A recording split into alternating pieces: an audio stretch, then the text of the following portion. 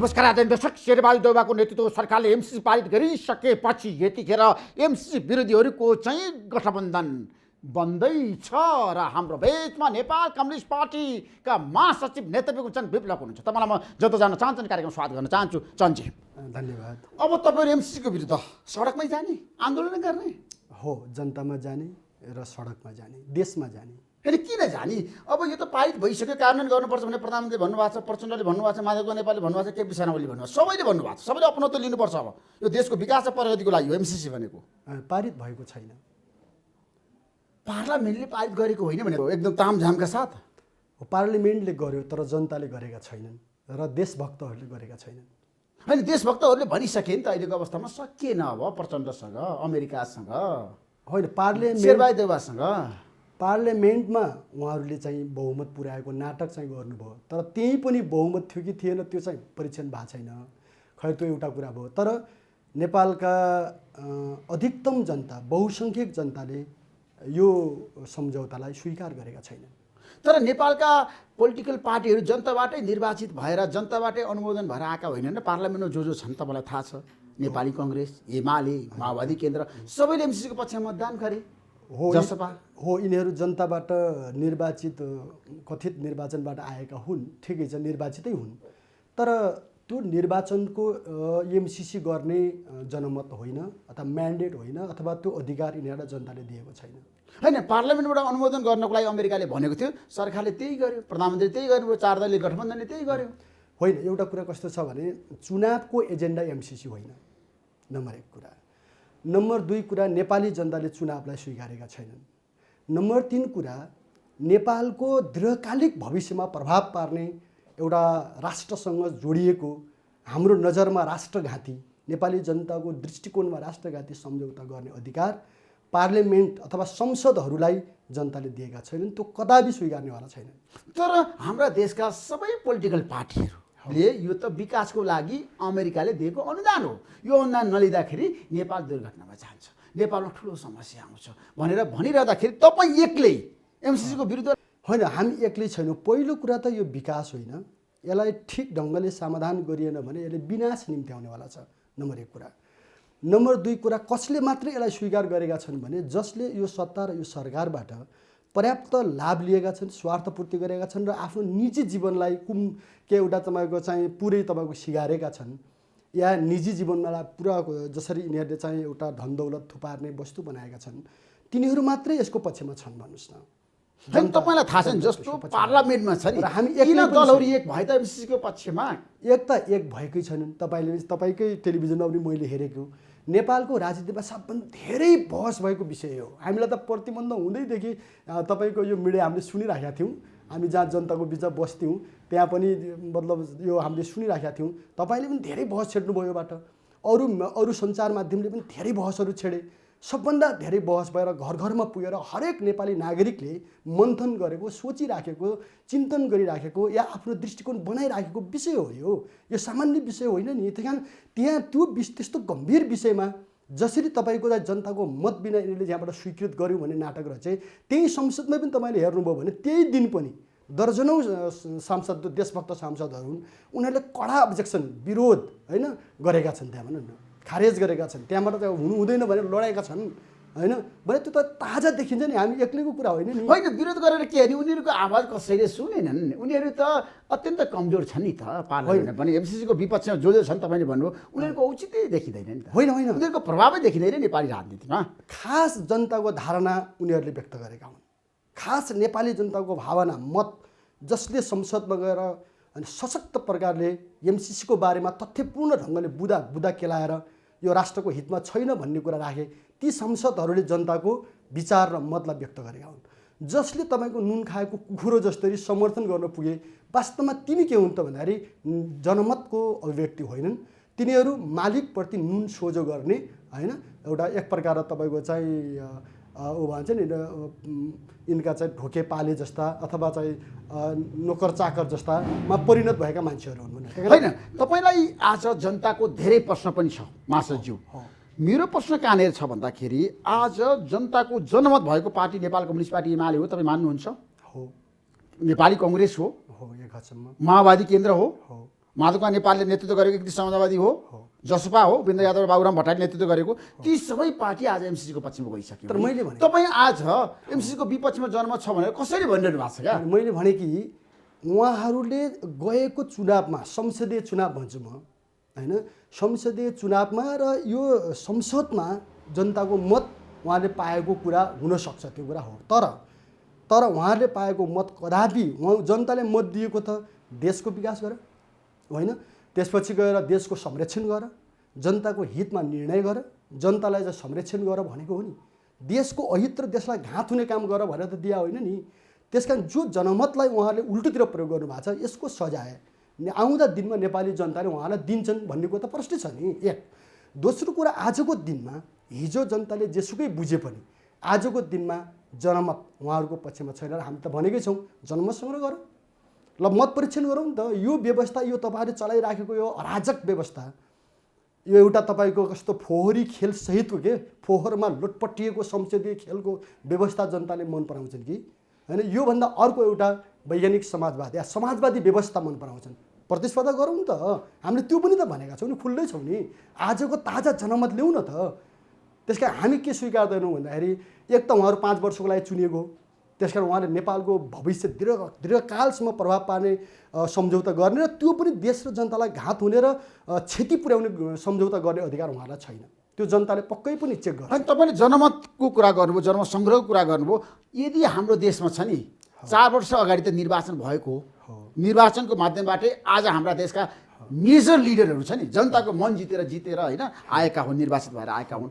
र आज तपाईँले भन्नुभयो त्यसमा निर्वाचन त हुँदैछ त हाम्रो देशमा, स्थानीय तहको निर्वाचन हुँदैछ, प्रदेशको निर्वाचन हुँदैछ, सङ्घको निर्वाचन हुँदैछ 1 वर्षपछि। त्यसमा तपाईँ पनि सहभागी हुनुहोस् न, को शक्तिशाली रहेछ भन्ने थाहा हुन्छ नि। होइन, त्यो कुरा छुट्टै विषय भयो। हामीले जनमत होइन त्यो कुरा गर्दाखेरि त्यतातिर पनि ध्यान दिनु पर्यो होइन, ठिक छ, त्यो एउटा बहसको विषय हुनसक्छ। हामीले जनतालाई भनेकै छौँ जनमत भएरै हामी टिकिया पनि छौँ, जनमत भएरै बाँचेका पनि छौँ।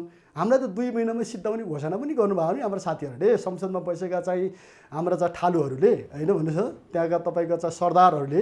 हामीले त 2 महिनामा सफा चट भने त हो त, तर त्यो जनमत त काम लागेन नि। उहाँहरूले भन्नुहुन्थ्यो हामीसँग बहुमत छ, 2/3 छ, 2 महिनामा चट भन्नुहुन्थ्यो नि, त्यो त जनमत रहन्छ नि त।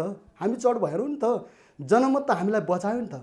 झुपडीले बचायो, किसानले बचायो, मजदुरले बचायो, हाम्रा दिदीबहिनीहरूले बचायो, जनतामा त बचेर आयौँ हामी। यो पनि त जनमत हो नि त। आजको दिनमा पनि हामीले त खुला भनेका छौँ नि, एमसीसीकै बारेमा पनि ल जनमत गरौँ न त, नेपाली जनतालाई दिउँ न त अधिकार।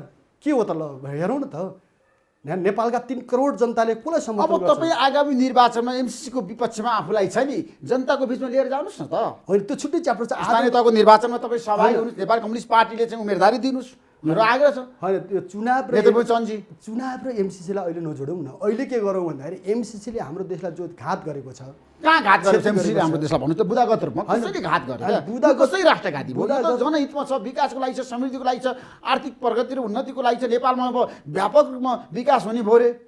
त्यो त तपाईँले यति धेरै बहस छिडिसक्नु भएको छ, हरेक बुदा तपाईँलाई पनि कन्ठै भइसक्यो जस्तो लाग्छ कि मलाई। 7 नम्बर बुदा पनि तपाईँलाई कन्ठ छ, 7 नम्बरको 1 नम्बर बुदा पनि तपाईँलाई कन्ठ छ, 4 नम्बर धारा पनि तपाईँलाई कन्ठ छ। म त्यतिर न सबले भन्दा सबभन्दा गम्भीरता के भयो भन्दाखेरि एमसीसी र नेपालको संविधान बाजेमा एमसीसी नै मान्य हुनेछ भन्नेलाई केही साथीहरूले कसरी व्याख्या गर्नुभएको छ भने नेपालमा सरकार परिवर्तन भइराख्ने भएको हुनाले सुरक्षाको ग्यारेन्टी गरेको। के नेपालको संविधानभन्दा माथि राखेर सुरक्षाको ग्यारेन्टी गर्नुपर्ने त्यो अवस्था बाध्यता छ उहाँहरूलाई? होइन, मानिलिनुहोस् न, यद्यपि यही संविधान पनि अपूर्ण छ। हाम्रो त त्यो छैन, यही संविधान पनि जनताको पक्षमा बनिसकेको छैन, हाम्रो त अब्जेक्सन छ। त उहाँहरूले मानेको संविधानभन्दा पनि माथि राख्नुपर्ने के दृष्टिकोण हो यो? अनि यसलाई काङ्ग्रेसका साथीहरूले राष्ट्रवादी भन्नुहुन्छ, यसलाई अरू केही साथीहरूले चाहिँ एकदम ठिक छ हितमा छ भन्नुहुन्छ, वकालत गर्नुहुन्छ। अनि त्यही तपाईँको चाहिँ मतलब खुलेआम तपाईँकै माध्यमबाट सुनेको सबैबाट खुलेआम छ त, अमेरिकाको मन्त्रीहरू नेपाल आएर हो यो आइपिएसको एउटा इन्डो पेसिफिक स्ट्राटेजीको हो होइन, अथवा चाहिँ हिन्द प्रशान्त रणनीतिको अङ्ग हो भनेर उहाँहरू भन्दै हुनुहुन्छ। अनि काङ्ग्रेसको साथीहरू उहाँले भने पनि होइन भन्नुहुन्छ। के भने यो जब तपाईँलाई थाहा छ व्याख्यात्मक घोषणा भयो नि त, यो सबै कुरा त्यसले काट्यो रे। यो त पर्सन भइसक्यो कि म यसो हेर्छु प्रचण्ड कमेडको अनुहार होइन, तपाईँको चाहिँ होइन माधवजीको अनुहार हेर्छु म चाहिँ होइन, गगन थापाको अनुहार हेर्छु। हिजो केपीले त्यही टेबल गर्न खोज्दाखेरि 10 हात उफ्रिनुहुन्थ्यो होइन होइन, त्यहाँ अहिले उहाँहरू फेरि नेउरी मुन्टी नलगाएर चाहिँ हिँडिराख्नु भएको छ। के गरे यो नेपाली जनतालाई उपहास गर्ने विषय हो। कोहीले पढाएको छैन नेपालमा, कसैले तपाईँको धारा उपधारा जान्दैनन् कसैले तपाईँको स्ट्रेटेजी भनेको के हो भन्ने कुरा बुझ्दैनन्।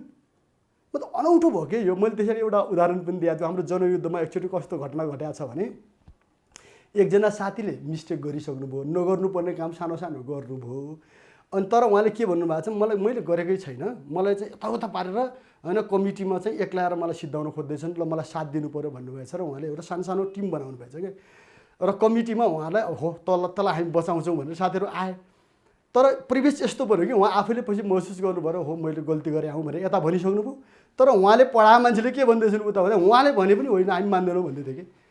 एउटा हाँसो हुन्छ नि त, जसले गल्ती गर्यो उसले भनिसक्यो मैले यो कमजोरी गरेको थिएँ भनेर। तर उतापट्टि उहाँका समर्थकले के भन्छन् भन्दाखेरि उहाँले भनेर कहाँ हुन्छ, हामीलाई विश्वासै लाग्दैन होइन होला भने। अहिले एमसिसीको कुरा पनि अमेरिकाले यो चाहिँ स्ट्रेटेजी अन्तर्गत हो भन्दैछ आफै बनाउने दिनेले होइन, अथवा अमेरिकाको राष्ट्रिय सुरक्षासँग जोडेर होइन गरिब मुलुकहरूलाई आफ्नो सुरक्षा ग्यारेन्टी गर्ने गरी अगाडि सारिएको प्रोजेक्ट हो भनेर उसले खुलेआमै भन्दैछ। त्यो त सम्झौता पत्रमा सामुदायिक पत्रमा लेखेको छैन होइन, उसको 2017 मा जसरी सम्झौता भयो अमेरिकासँग एमसिसी लिने भन्ने बारे नेपालले सम्झौता गर्यो नि। होइन क्लियर त्यतिखेर त लेखेको छैन क्लियर। जर्ज बुशको पालामा जो खालको चाहिँ आयोग बनाएर त्यहाँ एउटा के अरे त्यहाँको रक्षा मन्त्री विदेश मन्त्रीको नेतृत्वमा बनाए नि, त्यसले त क्लियरै देखिन्छ त त्यहाँ सैन्य गठबन्धन जान सक्छ र भने मलाई भन्नु म त्यही भन्नु। अब म एउटा अनौठो के भन्छु भन्नुहुन्छ भने अब अमेरिकाले भन्दैछ आफैले मन्त्रीले सेक्रेटरीले होइन राजदूतावासले भन्दैछ कि यो यस्तो हो तपाईँहरूले सोच्नुहोस् भनेर। यहाँ साथीहरू भन्नुहुन्छ उहाँले भने पनि त्यही अमेरिकाको मन्त्रीले भनेर कहाँ हुन्छ हामीलाई त्यसो लाग्दैन भन्नुहुन्छ कि। यो के भने यो त नेपाली जनतालाई उपहास गरेको विषय भयो नि त। बरु उहाँले के भन्नु पर्थ्यो भन्दाखेरि हो यो पहिला त्यस्तो थियो अहिले छैन भन्नु पऱ्यो कि भन्नु पर्थ्यो भन्दा उहाँले भने पनि त्यो हामीलाई ठिकै लाग्छ त्यसैले लिउँ भन्नु पर्थ्यो। या स्ट्रेटेजी भयो भने केही फरक पर्दैन हामी जाने नै हो भन्नु पर्थ्यो। ढाँट्ने घुमाउने प्रचण्डजीले अस्ति ढाँटिहाल्छ कि उहाँले के भन्नुभयो, विद्रोह भन्नु मेरो गल्ती भयो भन्नुभयो। पहिला के भन्नुहुन्थ्यो, हामीसँग लड्दाखेरि साथीहरूले पुरै बुझाएको छैन म विद्रोहको तयारी गर्दैछु, चुनावबाटै गर्ने हो, माथि तल सरकार सदन सडकबाट हस्तक्षेप गर्ने हो, पुरै नबुझेर साथ दिएनन्। साथीहरूले भन्नुहुन्थ्यो उहाँका समर्थकले अध्यक्षले गरिराख्नु भएको छ विद्रोहकै रियलमा विद्रोहकै तयारी गर्नुभएको छ, बाहिर भने साथीहरूले बुझ्नु भएन दाइहरूले हामीलाई भन्नुहुन्थ्यो कि।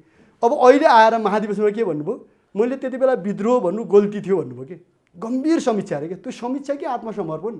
अनि साथीहरू होला त चुपचाप छ भने यसरी घुमाउँदै थकाउँदै घिसार्दै नेपाली जनतालाई अहिले के भन्ने, ल यो त स्ट्रेटेजी अन्तर्गत होइन भन्ने कि, यो एमसिसी चाहिँ के हो त भन्दा नेपालकै हितमा छ भन्ने कि। भोलि समस्या पऱ्यो भने अनि के भन्ने, होइन त्यति बेला त म चाप परेर भनेको गल्ती भएछ भन्ने, या मैले त त्यही चाहेँ यसरी जनतालाई छक्काएर। होइन प्रचण्डको भनाइ छ स्पष्ट रूपमा तपाईँले हेर्नु भएको छ नि त 12 बुँदे जुन किसिमको व्याख्यात्मक घोषणा भयो नि त्यसले सबै कुराको छिनोफानो गरेको छ। मैले त्यो तपाईँले पढ्नुभयो होइन, मैले पाएँ पनि हेरेँ पनि। बिहान रामचन्द्रजीले त्यसलाई सबै हामीले बुझ्ने गरी सफा चट गरिदिनु भयो कि। अस्ति पनि गगनजीले भन्दै हुनुहुन्थ्यो। अनि एक दुईजना साथीले त्यहाँ मिलिन्द्र रिजालहरूले त भन्नुभयो नगर्नुहोस् भन्दा साथीहरू मान्नुहुन्न, धोती त लगाइदिनै पऱ्यो भनेर केही काङ्ग्रेसी साथीहरूले त्यही संसदमै पनि बडो तपाईँको चाहिँ मलाई यसो बडा निरीह बनाएर भनिदिनु भयो। आज रामचन्द्र पौडेलले झन् सफा चट पारिदिनु भयो तपाईँसँगको छलफलमा होइन। यो बेकार कुरा हो। यो उहाँले त उहाँहरूको लाज छोपिदिया हो, हामीले मुख छोपिदिया हो, केही पनि जरुरत पनि थिएन, त्यो जे छन् त्यही कुरा हो त्यहाँ भने उहाँले भनिदिनु भयो। भनेपछि त होइन कङ्ग्रेसको दृष्टिकोण बरु किरीले देखिन्छ नि त। प्रचण्डलाई फेस सेभिङ गर्नको लागि शेरबहादुर देउवाले एउटा सम्झौता गर्नुभयो त अमेरिकासँग, यो त राम्रो कुरा होइन र भने। यो फेस सेभिङ गरिदिएर देशलाई डुबाउन पाइएन नि त। आफ्नो फेस सेभिङ गर्नुहोस्, दारी पाल्नुहोस्, जुङ्गा पाल्नुहोस्, फेस सेभिङ गर्नुहोस्, सारा ढाकछोप गर्नुहोस्, त्यो हामीलाई कुनै आपत्ति छैन। तर तपाईँहरूको फेस सेभिङले हाम्रो देशलाई डुबाउनु भएन नि। कसैको फेस सेभिङ र कसैको तपाईँको जाल जेलमा होइन लेनदेनमा सौदाबाजीमा देश पर्नु भएन, जनता पर्नु भएन, हाम्रो कुरा त्यही हो। तर प्रचण्डको भनाइ के छ भन्दा यदि यो एमसिसीको पक्षमा अथवा हामीले व्याख्यात्मक घोषणा नगरेको भए देशमा ठुलो दुर्घटना हुनेवाला थियो, सिस्टम जानेवाला थियो, संविधान जानेवाला थियो। मैले त सिस्टम र संविधानको पक्षमा सम्झौता गरेको हुँ प्रतिगामीलाई परास्त गर्नको लागि। प्रचण्डको प्रतिक्रिया छ नेतृत्व। त्यसमा म 3टा तर्क गर्न चाहन्छु। नम्बर 1, उहाँले यो संविधान सभालाई भङ्ग गर्नुपर्छ भन्नुहुन्थ्यो पहिला होइन। दोस्रो संविधान सभामा उहाँले हार्नुभयो। त्यो चुनावै निर्णय नै हामी मान्दैनौँ, के अरे यो निर्वाचनको त परिणामै मान्दैनौँ, षड्यन्त्र भयो, बाघा साटिए षड्यन्त्र भयो। मैलाई पनि उहाँहरूले भन्नुभएको थियो, म त हिँडिसकेको थिएँ भन्नु त ल अब मिलेर फेरि लड्नु पऱ्यो भन्दै हुनु त ठिक छ त तयार हुनु भने त ठिकै छ भनेको थियो बाबुराम भट्टराई प्रचण्डले। त्यो भन्नु पछि होइन मान्छौँ भनेर जानुभयो। अनि संविधान जसरी ड्राफ्ट भएको थियो त्यो मान्दैनौँ भनेर उहाँहरू अन्तिमसम्म अडान ल्याए जस्तो गर्नुभयो। सुशीलजीहरूले पुरा सुशीलजी केपीजीहरूले अडान राखिदिनु भयो, पास गरेर यही गर नगरे हामी अगाडि बढ्छौँ भनेर खुरुक्क लाएर ल त ल ठिक छ के भूकम्प आयो भूकम्पको केसले अब देश चाहिँ भयङ्कर ठुलो क्षति हुने भयो भन्दै मैले माने भनेर जानुभयो र यतापट्टि जोडेर अनि के गर्नुभयो संविधान मान्नुभयो र कार्यकर्तालाई त्यता तान्न खोज्नुभयो त्यहाँ एउटा भनेर त्यस्तो व्याख्या गर्नुभयो भन्नुहोस् न गर्दै उहाँ अहिले यहाँसम्म आइरहनु भयो अनि उहाँको एउटा थ्योरी छ कि त्यो थ्योरी के छ भन्दाखेरि जे सत्य हो त्यसलाई चाहिँ ओझेलमा पारिदिने जे अहिले तपाईँको छलछाम गर्ने विषय हो त्यसलाई उहाँ अप्ठ्यारो पर्दाखेरि के त्यसलाई अगाडि सार्ने र पछि मात्रै त्यो कुरा त्यही वास्तवमा त्यति बेला त्यो थियो मैले नभने मात्रै हो भन्नेमा पुग्ने कि यसरी जसरी आइराख्नु भएको छ नि त अहिले उहाँले के भने यही संविधानको कुरा अनि उहाँको अहिले एउटा थ्योरी छ केही पर्न थाल्यो भने दुर्घटना प्रतिगमन हुन थाल्यो प्रतिगमन भए त प्रचण्डजीको संविधान बचाउनको लागि अमेरिकाको चाहना अनुसार एमसीसी अनुमोदन गरिदिनु भयो उहाँले केही पनि प्रतिगमन भएको भए पहिले यो संसदीय व्यवस्था ल्याउने बेला भइसक्यो हाम्रो दृष्टिकोणमा भइसक्यो त्यो अब के प्रतिगमन हुन्छ प्रतिगमन भने म त के बुझ्छु भन्नुहुन्छ भने यहाँ सरकारको कुरा मात्रै हो कुन पार्टीका मन्त्री जान्छन् उहाँहरूले मन्त्री जाँदाखेरि प्रतिगमन भन्नुहुन्छ फर्केर कुर्सीमा पुग्दाखेरि अग्रगमन भन्नुहुन्छ कि अग्रगमन र प्रतिगमनको परिभाषा र अर्थ भनेको उहाँहरूको जम्मा जम्मी मन्त्रीका सिटहरू आफ्नो स्थान त्यति हो यदि म के देख्छु भने केपीजीले प्रचण्डजीलाई त्यति बेला प्रधानमन्त्री दिएको भए प्रतिगमन हुन्थ्यो कि हुन्थ्यो एकछिन बुझ्नु न अनि प्रचण्डजी प्रधानमन्त्री हुँदाखेरि प्रतिगमन नहुने केपीजी भइरहँदाखेरि प्रतिगमन हुने हुन्छ त त्यो उहाँहरूको विवादमा हामीलाई त्यो चासो छैन मैले भन्न खोजेको कुरा के होइन तपाईँ पनि त शेरबहादुर देउवाको छ नि शेरबहादुर केपी शर्मा ओलीलाई तपाईँले साथ दिएको हो केपी शर्मा ओलीसँग तपाईँले सम्झौता गरेको हो तपाईँ खुला राजनीतिमा आएकै हो अनि पहिला त हो त त्यो मैले भन्न खोजेँ नि मैले प्रतिगमन र संविधान धरापमा पर्छ व्यवस्था भन्नु चाहिँ त्यो एकदम झुट कुरा हो केही पनि छैन यहाँ वास्तवमा चेन्ज चाहिएको छ यो समस्या यो सबै क्राइसिस यो सबै संसदीय व्यवस्थाको यसको चाहिँ आत्मसमर्पणवादी चरित्रको कारणले यो भित्र जाने नेता चुनिने नेताहरूको दलाली प्रवृत्तिको कारणले उनीहरूले आफ्नो स्वार्थको लागि देशलाई समेत बेचबिखन गर्न तयार हुने सौदाबाजी गर्ने दृष्टिकोणको कारणले यो समस्या आइरहेको छ नि त्यसो हो भने त स्थिरताको लागि यो व्यवस्थाभन्दा अर्को व्यवस्था चाहियो नेपालमा होइन जनताको व्यवस्था चाहियो श्रमिक जनता मजदुरको भूमिका खै यहाँको व्यवस्थामा किसानको भूमिका खै यहाँको होइन त्यसै बुद्धिजीवीहरूको भूमिका खै सेना प्रहरीको भूमिका खै होइन पत्रकारहरूकै भन्नुहोस् न एक प्रकारको भूमिका खै होइन सबैको भन्नुहोस् न मैले यसो हेर्छु त्यही कारण राज्य व्यवस्थालाई जसरी उहाँले गोलमोटर बनाएर फालिदिनु भयो नि त्यसले के देखाउँछ भने यो कम्प्लिट भएको छैन त्यसैले त्यो सबै वर्गसहितको सहभागिता रहने एउटा नयाँ व्यवस्था के जसलाई हामीले समाजवाद भनेका छौँ त्योमा लाने हो नि बरु त व्यवस्थाको सङ्कटलाई चाहिँ नेतातिर खनाइदिने यहाँ त अन्तर्विरोध त दलाल पुँजीपति वर्ग र जनताको अन्तर्विरोध हो नि विदेशीहरूको अतिक्रमण र नेपाल देशभक्तको बिचको लडाइँ हो नि हो त होइन शक्तिशाली राष्ट्रहरूले हाम्रो देशलाई खेलाउन खोज्ने दलाल बनाउन खोज्ने होइन आफ्नो पकेटको वस्तु बनाउन खोज्ने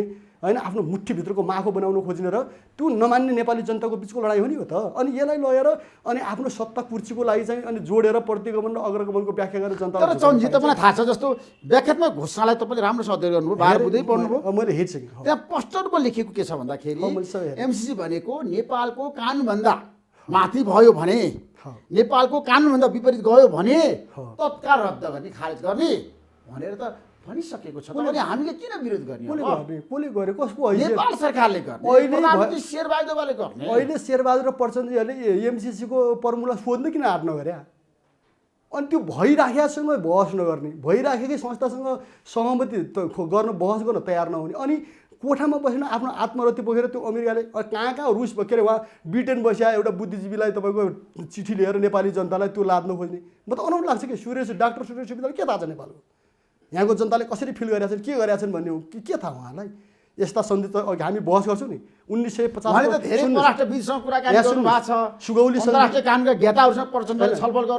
सुगौली सन्धिले हामीलाई कहाँ पुर्यायो अनि 1816 को सुगौली सन्धिले पुरा छ र ग्रेट नेपालको अभियान चलिरहेको छ अहिले के भएको छ त सुगौली सन्धि अनुसार अङ्ग्रेज भारतबाट फर्किँदाखेरि त होइन तपाईँको चाहिँ के अरे टिस्टादेखि कहाँसम्म उता सतलजसम्मको एरिया त नेपालको हुनु पर्थ्यो भनेर ग्रेट नेपालले अभियान चलाइरहेको छ अरू नेपालीहरूले भनिरहेका छन् के त्यो मान्छन् त खारेज हुन्छ त्यो अनि त्यसपछि गएर तपाईँले हेर्नुहोस् 1950 को सन्धि खारेज हुनुपर्छ नेपाललाई चाहिँ भारतको छाताभित्र लान खोजियो भन्ने कुरा त्यत्रो बहस छ खै खारेज भएको यही महाकाली सन्धि अहिलेसम्म लागू भएको छैन खै तपाईँको चाहिँ यहाँ चिन्ता गरेको अनि त्यो बरु ती योभन्दा अहिले जो भयो यीभन्दा कमजोर त तपाईँको चाहिँ लागू भएको छैन भने यो शक्तिशाली अमेरिकासँग भएकोलाई प्रचण्डजीहरूले यही संसदले अथवा शेरबहादुरजीले या माधवजीहरूले केपीजीहरूले खारेज गर्न सक्नुहुन्छ कसले पत्याउने त्यो कुरा भइराखेको संस्थासँग बहस गरेर अहिले नै सहमति गरेर भयो नि त किन 15 गते नै उहाँहरूले रातारात होइन एउटा आत्मरति पत्र अथवा आत्मसमर्पणवादी पत्र।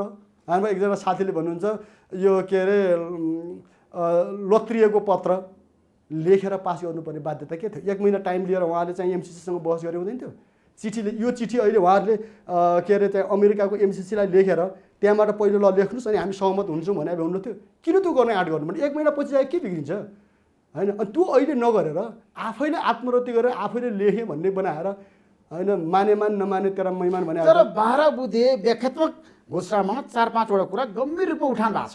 के गर्ने उठाएर सैन्य गठबन्धन नेपाल जानै सक्दैन मैले स्पष्ट रूपमा भनिएको छ। त्यो त मैले पनि लेखेको छु, तपाईँले पनि तपाईँको प्रचार गर्नुभएको छ, अरू बुद्धिजीवीले पनि विश्लेषण गरेका छन् यो ठिक होइन यो ठिक हो भनेर। भनेपछि त्यस्तै त यसको के अर्थ छ? भौतिक सम्पत्तिहरू सबै भौतिक छ नि, सम्पत्तिहरू अब तपाईँहरूले भनिरहनु भएको छ नि अमेरिकाको हुन्छ भने त हुनै सक्दैन भनेर लेखेको छ त्यहाँ। होइन मैले भने ती सबै लेखेका छन्, तर भौतिक सम्पत्तिमाथि पनि हमला गर्छ अमेरिकाले तपाईँले भनिरहनु भएको छ नि। सबै छ, बौद्धिक सुरक्षा होइन, त्यसपछि गएर तपाईँको चाहिँ कानुन होइन, प्रशासन सबै कुरा हो नि। तर त्यसले के देखायो त लेखेर के गर्ने भने कि मैले भने यसको औचित्य के छ? सामरिक सैन्य गठबन्धन नेपाल जानै सक्दैन। होइन माधवको नेपाललाई सेवा देवाको निष्कर्ष उहाँहरूले भनेर के गर्ने? अमेरिकाले ल्याउँछौँ होइन, यो हाम्रो सम्झौता त्योसँग रिलेटेड हो। कतिसम्म भनेको छ भने बिहान रामचन्द्रले पनि भन्नुभयो नि त, यो सम्झौता भनेको अमेरिकाको आतङ्कवाद विरोधी लडाइँसँग जोडिएको सम्झौता भनेर त भन्नुभयो नि त। अनि नेपालमा उहाँहरूले आतङ्कवादको समस्या भनेर के देख्नु भएको छ त एक प्रकारले भन्नु न। अनि त्यसपछि त्यो मात्रै होइन, उहाँले यो पनि भन्नुभयो कि प्रचण्डको ब्ल्याक लिस्ट अहिलेसम्म अमेरिकामा हट्या छैन। यो पनि छ नि त कुरा होइन। त्यहाँ एउटा ठुलो तपाईँको चाहिँ दबाब जस्तो होइन, त्यहाँ लेनदेन जस्तो भन्ने कुरा पनि केही बुद्धिजीवीहरूले उठायो नि त। यस्तो गम्भीर विषय मैले भन्नु खोजेको के मात्रै थियो ऋषिजी भन्नुहुन्छ भने कि यही सम्झौता उहाँहरूले पास के अरे यो व्याख्यात्मक पत्र पास गर्नु थियो भने पनि होइन, नेपाली जनतालाई यो ल पढेर कि संसदबाटै पढेर ल हामीले चाहिँ यो लेखेका छौँ, योमा सुझाव दिनुहोस् तपाईँकै मिडियाबाट या नेपाल टेलिभिजनबाट या तपाईँको चाहिँ गोर्खापत्रबाट डिबेट गर्नुहोस्। किन नसके? किन डराएको? यो 12 बुँदा हामीले यो लेखेका छौँ, यो तपाईँलाई कस्तो लाग्छ? जनतामा ल्याउँ, राष्ट्रिय महत्त्वको विषयमा जनतामा ल्याउनु उहाँलाई के लेखेको होइन? त्यसपछि गएर भन्नुहोस् ल त्यही कुरा फेरि लेखेर उहाँले उता पनि अमेरिकाको सिनेटलाई हुन्छ, राष्ट्रपति कार्यालयलाई हुन्छ या एमसिसी त्यति बेलाको परियोजनालाई हुन्छ, किन नपठा? ल हामीलाई यो लागेको छ, तपाईँहरूले अब यसको कुरा पनि भएन, हामीलाई के हो भन्ने कुरा अलिकति ल छलफल गरौँ, आउनुहोस्। किन भन्नु नसक्या? एक कलफल डोनाल्ड लूले गर्ने बित्तिकै खात्रा खुद्रुक। डोनाल्ड लूले अमेरिकाबाट 2 कल गर्ने बित्तिकै सातो पुत्लो उठ्ने अनि ठुला राष्ट्रिय स्वाधीन ल्याप्चे सही छाप चाहिँ होइन, पुरै टाउको मुन्टो टेक्दै नागरा गर्दै गर्ने अनि नारा दिने राष्ट्र बचाएँ संविधान बचाएँ भन्ने उहाँहरू। यो के कुरा हो? यो ठिक उल्टो के? त जनता त रणभुल्ल हुने जस्तो। माओवादीका साथीहरू कति विचलित हुनुभयो विचार, सडकमा लड्या छ, टाउको फुट्या छ होइन। तपाईँले पनि भन्नुभयो नि त, एकातिर त्यो गरेको छ, अर्कोतिर कार्यकर्ताको स्वीकृति नै छैन। महाधिवेशनको त्यो त्यत्रो चाहिँ मैले त आर्टिकल पनि लेखेँ, तपाईँहरू लडिराख्नु भएको छ, राम्रो गर्नुभएको छ। लड्नेमा रमाउने भने होइन, यो त राष्ट्रसँग सम्बन्धित विषय हो। तपाईँहरू त्यहाँ लड्नुहोस्, हामी सडकमा छौँ, हामी जनताबाट तागतमा लड्छौँ, तपाईँहरू के अरे संसदको तागतबाट लड्नुहोस्। देशलाई अहिले हतार नगरौँ, नबच यो पास गरेतिर नजाउँ। अनि रातारात 11 बजे लगेर पास गर्ने नेपालको सार्वभौम सम्पूर्ण संसदले पारित गर्यो होइन, अमेरिकाको पक्षमा पारित गर्यो अथवा अमेरिकाले पनि त यो अनुदान दिएको हो नि त होइन, नेपालले भनेर दिएको हो नि होइन। मैले नेपालको अनुरोधलाई अमेरिकाले साथ दिएको हो नि विप्लवजी, त्यो कुरा तपाईँले मान्नुपर्छ, आज जनतालाई बताउन सक्नु। यसरी नै मागेका हुन् भने त यो त्योभन्दा त भयङ्कर तपाईँको चाहिँ एउटा के अरे अलेक्जेन्डरको दलाल भन्दा पनि बढी भयो। बाबुराम भट्टराई प्रधानमन्त्री हुँदाखेरि सुन्नुहोस् है, अमेरिकालाई पत्र लेखेर उहाँले यो अनुदान लिन म तयार छु भनेर भन्नुभएको छ। अनुदान लिए बापत हामी यस्तो यस्तो गर्न पनि तयार छौँ भन्नेसम्म उहाँले पहिले सहमति दिएर लेख्नु माग्नु भएको भन्दा त्यो त झन् दलालीको पराकाष्ठ भयो। त्यो अनुचर भन्छ नि, नोकर चाकर भन्दा पनि बढी भयो होइन। त्यो कुरा छोडौँ, होइन उहाँले अनुदान माग्नु भएको थियो, अमेरिकाले यो शर्तसहित लिएर आएको हो भने पनि उहाँले त एउटा बहस गर्नु पर्थ्यो। त्यो सार्वभौम जो भन्ने छ नि, संसद सार्वभौमिक हो, तर कति मात्रै हो भन्दाखेरि देशको हितमा जनताको हितमा काम गर्नुको लागि मात्रै हो। के लेन्दुप दोर्जेले गरेको तपाईँको चाहिँ सिक्किमको विलय सार्वभौमिक संसदको अधिकार हो त? के त्यस्ता अन्तर्राष्ट्रिय क्षेत्रमा अहिले भइरहेका ठुला ठुला हस्तक्षेप अतिक्रमणहरू होइन के ती तपाईँको चाहिँ संसदले गर्न पाउने हुन् त? त्यसकारण यो चाहिँ के हो त भन्दा जताबाट पनि आफ्नो नभएको अधिकारको व्याख्या गरेर जनतालाई घात गर्ने, राष्ट्रलाई धोका दिने काम जो गरिएको छ नि, यो डरलाग्दो कुरा हो। त्यहाँ नेपालको देशको नेताहरू भनेको आज निर्णायक शक्ति हो। दल भनेको दलीय व्यवस्था भनेको दलीय व्यवस्थाको विपक्षमा तपाईँ पनि हुनुहुन्न अहिलेसम्म होइन? तपाईँ लोकतन्त्रलाई मान्नुहुन्छ? जस दलीय प्रतिस्पर्धा हुनुपर्छ भन्ने हाम्रो छ। आजसम्म तपाईँको पार्टीको पनि रणनीति त्यही छ कि दलीय प्रतिस्पर्धा हुनुपर्छ नेपालमा, होइन? एकदलीय शासन व्यवस्था चाहिँदैन। ठिक छ। कम्युनिजम चाहिँदैन। हो, कम्युनिजम चाहिन्छ। यहाँ एउटा भ्रम छ कि यहाँ एउटा ठुलो एउटा थ्योरिटिकल डिबेट भयो हेर्नुहोस्, होइन? यहाँ म सुन्छु, तपाईँकै बहसबाट पनि सुन्छु, अन्यत्र लेखहरू पनि पढ्छु। कम्युनिजमलाई, समाजवादलाई कसरी व्याख्या गरिएको छ भने डेमोक्रेसी नभएको, होइन, अथवा तपाईँ प्रतिस्पर्धा नहुने, प्रजातन्त्र नहुने, दल नहुने गरी व्याख्या गरिएको छ कि त्यो कुरा सरासर झुटो हो। पुँजीवादको प्रजातन्त्रले नपुगेपछि जनताको प्रजातन्त्रको पक्षमा अनुसन्धान गरिएको र संश्लेषण गरिएको व्यवस्था समाजवाद, वैज्ञानिक समाजवाद हो। जहाँ मार्क्सले प्रष्ट के भन्नुभएको छ भने जुन व्यवस्थामा सबै मान्छे स्वतन्त्र हुन्छन् र मुक्त हुन्छन्, मान्छे एक्लै पनि स्वतन्त्र हुन्छ, समाज पनि स्वतन्त्र हुन्छ। समाज स्वतन्त्र भएपछि मान्छे पनि स्वतन्त्र हुन्छ। त्यो समाजको निर्माण गर्ने हो भनेर लेख्नुभयो, मान्छे आकर्षित पनि हुन्छन्। तर व्याख्या के गर्छन् भन्दाखेरि स्वतन्त्रतै हुन्न समाजवादमा, नपढेर हो या तपाईँको जबरजस्ती, होइन, के अरे आरोपित गरेको हो, त्यो बुझ्ने कुरा। त्यस कम्युनिजम, समाजवाद, लेनिनले पनि भन्नुभयो, होइन, प्रजातन्त्रको उत्कृष्ट प्रयोग, होइन, प्रजातन्त्रको उच्च प्रयोग नै समाजवाद हो भनेर उहाँले भन्नुभयो नि। त्यो भएको पनि थियो। तर विश्वव्यापी रूपमा तपाईँले हेर्नु भएको छ, लोकतन्त्र नै सबभन्दा सुन्दर व्यवस्था हो नि त। यसको विकल्प त कहीँ पनि छैन नि। होइन, यसलाई यसरी गर्नु, पुँजीवाद र लोकतन्त्रलाई अलग गर्नुपर्छ कि। पुँजीवाद जो मुठीभर मान्छेले अर्काको कमाइ लुटेर आफ्नो बैङ्कमा जम्मा पारेर सारा जनताको आँसु पसिनालाई चाहिँ बेचबिखन गर्छन् नि, मोजमस्ती गर्छन् नि, त्यो पुँजीवादको क्रूरता हो, सुन्दरता होइन, त्यो क्रूरता हो। त्यसलाई हामीले चाहिँ, होइन, अस्वीकार गर्नुपर्छ, त्यसको विरुद्ध विद्रोह लड्नुपर्छ। अब जहाँसम्म जनताले हरेक मान्छेले सोच्न पाउने, होइन, मत गर्न पाउने, आफ्नो दृष्टिकोण दिन पाउने, होइन, फैसला गर्न पाउने जो अधिकार हो, त्यो लोकतन्त्र मान्यो, त्यो चाहिँ सुन्दर कुरा हो। यसलाई अलग गर्नुपर्छ के। लोकतन्त्रलाई, होइन, मुठीभर मान्छेहरूले लुटपाट मचाउने व्यवस्थाको रूपमा चाहिँ व्याख्या गर्नु हुँदैन क्या। त्यो कसरी सुन्दर हुन्छ? त्यो त कुरूप हुन्छ नि। नेपालका एक थरी मान्छेसँग राखि नसक्ने पैसा छ, लुगाइ राखेका छन्, पानामा पेपर आउँछ, तपाईँको मिडियाले कहिलेकाहीँ भाङभुङ पारिदिन्छ, होइन, सारा आउँछ। अनि कोही जनता तपाईँको पैताला टेक्ने जमिन पनि छैन, एक तपाईँको चाहिँ छाना पनि छैन, तपाईँ जानुभयो भने, होइन, खाने घाँस पनि छैन। यो सुन्दर हो? यो यस्तो सुन्दर भन्छ नि त।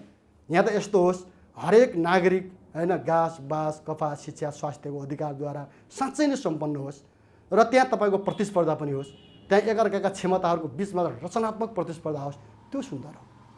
प्रतिस्पर्धालाई बन्द गरेर केही मान्छेले पुरै तपाईँको चाहिँ लुटेर कब्जा गरेर, होइन, सारा करोडौँ जनतालाई तपाईँको पैताला मुनि दबाएर भोकै नाङ्गी पारेर केही मान्छेले अट्ठासको जीवन बिताउने भन्छ नि, अनि त्यसलाई चाहिँ सुन्दर भन्ने। अनि त्यसमा चुनाव पैसा गगन थापाजीलाई मैले भन्छु कि उहाँको मसँग अहिले पनि त्यो रेकर्ड होला, अथवा माओवादी केन्द्रका साथीहरूले भनेको संसद त किनबेच भएन, समानुपातिक संसद त कोहीले 5 करोड दिएर किने भन्छ, हेर्नुहोस्, कसैले 7 करोड दिए। कत्रो एमालेमा के अरे के गोल छ कि हाम्रो के कत्रो लडाइँ भयो, त्यो तपाईँको 7 करोड दिएँ भनेर कत्रो हङ्गामा भयो भन्नुहोस् त।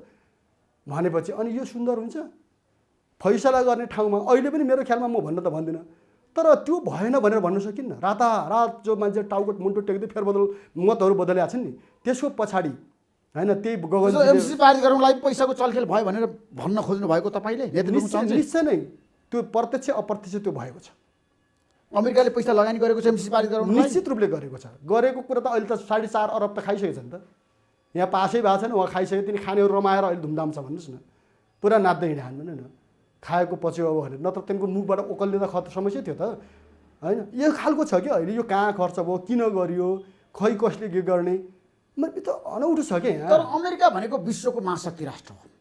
तपाईँहरू आज अमेरिकासँग भिड्न सक्नुहुन्न, लड्न सक्नुहुन्न। अमेरिकाको मन जितेर नेपालमा प्रगति गर्नुहोस्, विकास गर्नुहोस्। क्या धेरैको भनाइ त्यही छ। अहिले हामीले अमेरिकासँग न्यु खोज्ने होइन, मिलेर जाने हो, नेपालको प्रगति र उन्नति चाहने हो। नेत्र विक्रमजी चाहिँ जहिले पनि देशलाई कङ्गाल बनाउने, विकास नचाहने, सबै नेपाली जनतालाई गरिबीको रेखामुनि राख्न चाहने तपाईँ होइन। पहिलो कुरा त शक्तिशाली महाशक्तिहरूसँग लड्न सकिँदैन भन्ने दन्त्य कथा भइसक्यो। थियो संसारका जनताले धुलो चढाइसके, होइन। महाशक्ति बम र डलर पैसाभन्दा जनता बलियो हुन्छ। यो आजको कुरा होइन, यो चाहिँ 100औं वर्षदेखि थापित एउटा मान्यता हो। र जो जनताहरू पैसाको लागि आफ्नो स्वाभिमान बेच्न तयार हुन्छन्, ती कहिले पनि धनी हुँदैनन्। जुन पार्टीहरूले पैसा र पद स्वार्थको लागि आफ्नो देशलाई घात गर्छन् नि, तिनी मान्छे कहिले पनि देशलाई समृद्ध बनाउन सक्दैनन्। तिनी आफै पनि कहिले शान्त हुन सक्दैनन्। तिनीहरू एउटा कुकुरको जस्तो मृत्यु मर्छन् भन्नुहोस् न। किन तिनी पश्चाताप भित्र तपाईँको चाहिँ ग्लानी होइन योमा परेर मर्ने हो तिनीहरू भन्नुहोस् न। मैले लेन्दुपको लास्टको भनाइ सुनेको थिएँ, जिन्दगीमा मैले एउटा ठुलो गल्ती गरेँ, सिक्किमलाई इन्डियामा विलय गराउनु मेरो जीवनको सबभन्दा ठुलो भुल थियो, अहिले खलेको छ भनेको छ कि रुँदै मऱ्यो लेन्दुप दोर्जे होइन। त्यसैले कुरा के हुन्छ भन्नुहुन्छ भने होइन त जनताले जब आफ्नो स्वाभिमानको पक्षमा होइन भोकै नाङ्ने पनि लड्न तयार हुन्छन् नि, तिनले विकास गर्छन्, तिनले समृद्धि ल्याउँछन्। म च्यालेन्ज गर्ने विचार हो, तर त्यो त अहिलेको नेपालको पुँजीवादमा चान्स छैन। ल 5 वर्ष हामीलाई शासन दिएर हेर्नुहोस् त। तपाईँ 5 वर्ष देशको प्रधानमन्त्री अथवा राष्ट्रपति बन्नु भने विकास गर्न सक्नुहुन्छ, आर्थिक क्रान्ति सम्पन्न नेपाल बनाउन सक्नुहुन्छ, तपाईँसँग भिजन छ? म यति दाबी चाहिँ गर्न सक्छु आज पार्टी चलाएको अनुभवबाट। म भर्खर पार्टी चलाउँदैछु, पहिला म प्रचण्ड बाबुरामजीहरूको अनुयायी हुँ, मैले पार्टी चलाउँदैछु र म त्यसै आन्दोलन चलाउँदैछु, म जनतासँगै छु। म अहिले काठमाडौँमा पनि बसेको छैन, म जनताकै घरमा बसेको छु र म 2 वर्ष टोटल जनतासँगै बसेँ र मलाई फुल कन्फिडेन्स, अहिले म कार्यकर्ताहरूसँगै छु र मलाई एउटा आत्मविश्वास के छ भने होइन नेपाली जीवनलाई समृद्ध बनाउनको लागि हामीलाई कसैको दया भिख र होइन हामीलाई चाहिँ दान जरुरी छैन, हामी साँच्चै बनाउन सक्छौँ कि त्यो। ल विश्वास गर्नुहोस् त। तर गगन थापाले भन्नुभएको छ हाम्रो देश बनाउनको लागि विदेशी अनुदान चाहिन्छ, अमेरिकाबाट लिनुहोस्, चीनबाट लिनुहोस्, भारतबाट लिनुहोस्, अनि देश बनाउनुहोस्, विकास गर्नुहोस्।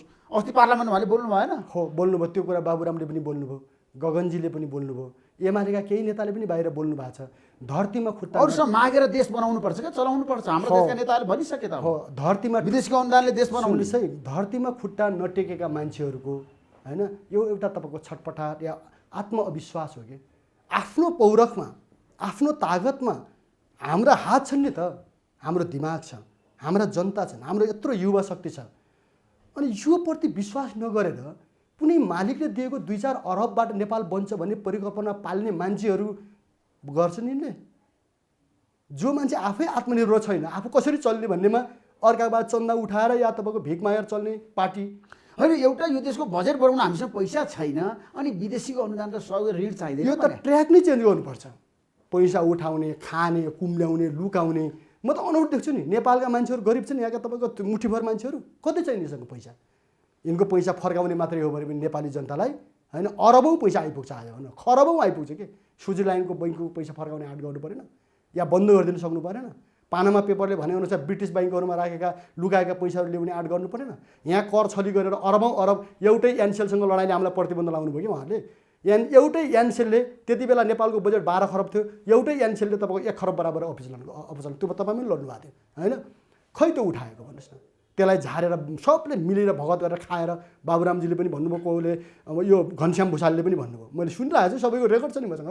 घनश्यामजीले 3-3 अरब कोले 3-3 अरब सब ठुला पार्टीका नेताले खाएका छन् भन्नुभयो। वाइट बडी काण्डको तपाईँले कति भण्डाफोर गर्नुभयो होइन। वाइट बडी काण्डमा कति अरब तपाईँको काङ्ग्रेसले उठायो नि त, 6 अरब के अरे ऊ भयो भनेर के अरे करप्सन भयो। खै काङ्ग्रेस किन बोल्दैन अहिले?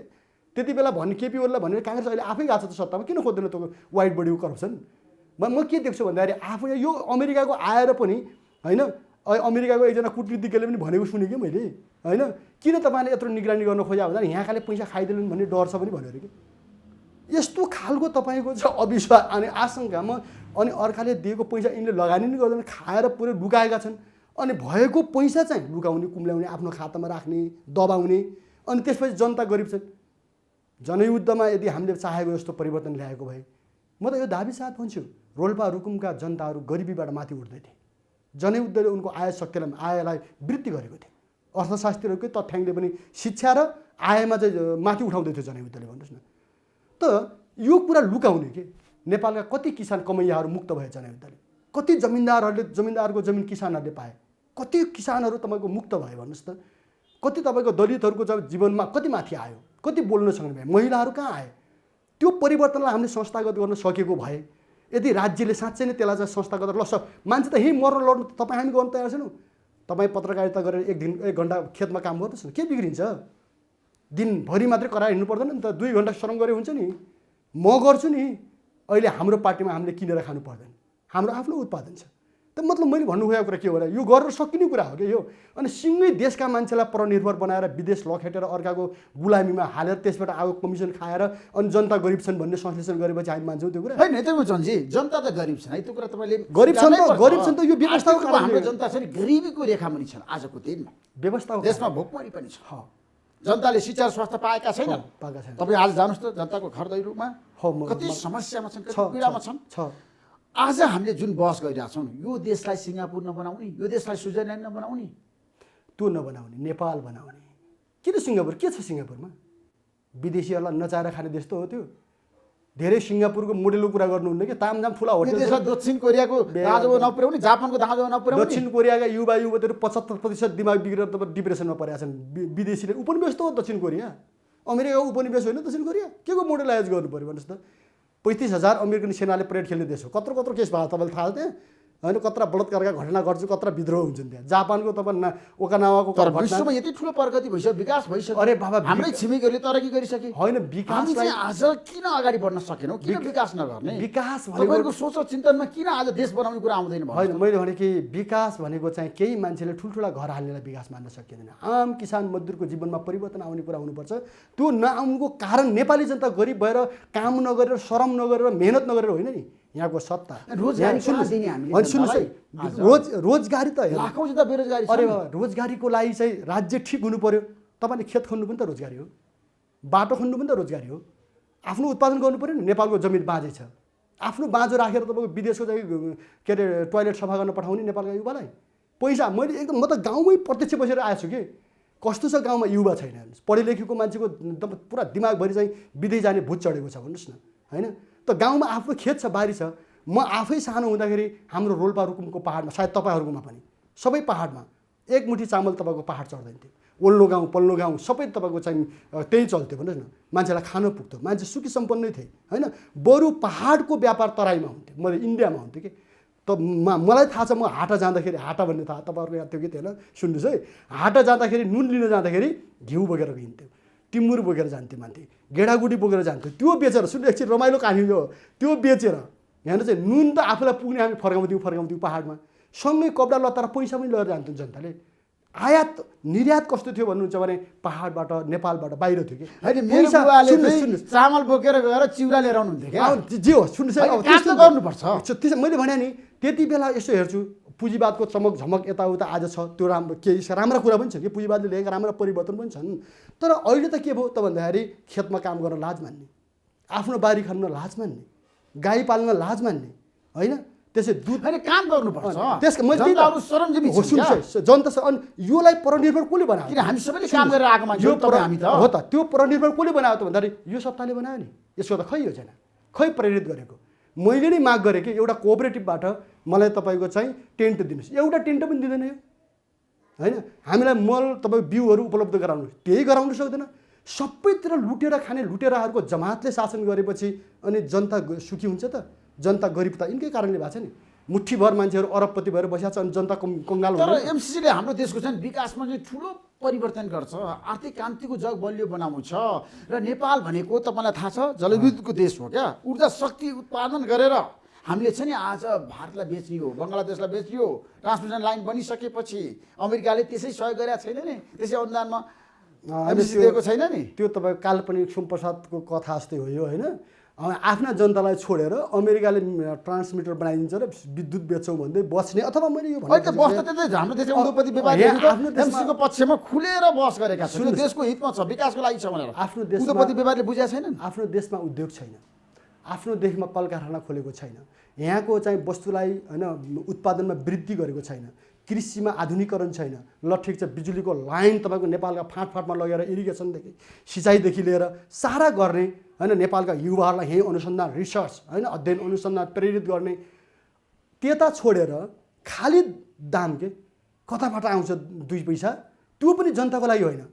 तपाईँले हेर्दै गर्नु होला, यही भोलि विवादमा पर्छ। यही एमसिसी प्रोजेक्ट गयो भने पनि केही दिनपछि नै आउँछ। यो तपाईँकै मिडियामा आउँछ, कसले कति खायो भन्ने कुरो तुरुन्तै आउनेवाला छ।